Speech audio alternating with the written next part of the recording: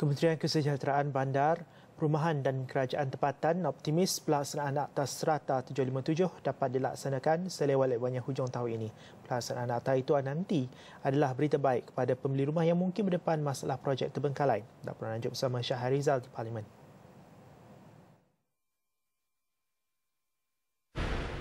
Terima kasih rakan tugas di studio. Baiklah, memandangkan dalam tempoh 4 hari ini, beberapa kementerian telah melakukan beberapa pindaan yang bakal dilaksanakan untuk menambah baik pelaksanaan dalam pengurusan kementerian-kementerian yang ada yang telah bersidang dalam sidang Dewan Rakyat pada minggu ini.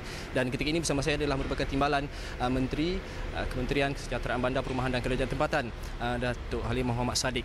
Baik Datuk, sejauh mana optimisnya kerajaan dapat untuk menguatkuasakan Akta 757 ataupun Akta Strata 757 ini? Okey. Terima kasihlah kepada Astro Wani.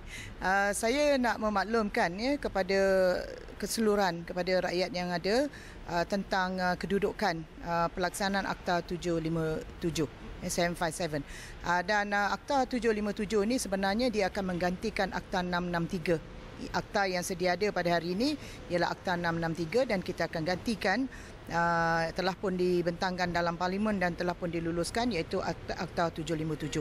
Dan buat masa ini kita telah pun selesai perbincangan dengan semua kerajaan-kerajaan negeri melalui mesyuarat Majlis Negara Kerajaan Tempatan supaya pihak kerajaan negeri menerima cadangan untuk pelaksanaan Akta 757. Maka dengan itu Akta 663 akan obsolete.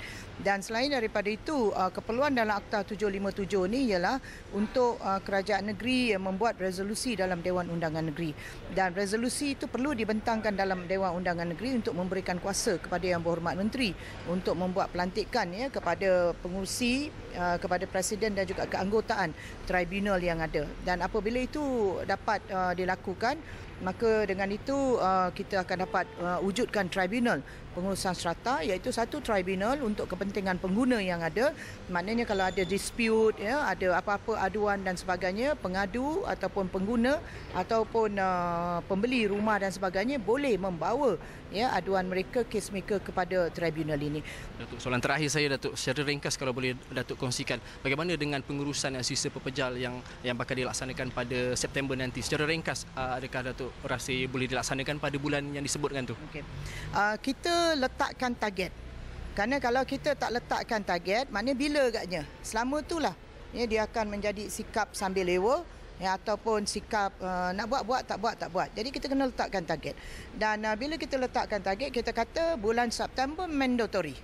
Kalau tidak dilakukan pengasingan kepada sisa-sisa yang dihasilkan di rumah, maka kita akan ambil tindakan perundangan. Yang ada termaktub di bawah Akta 672.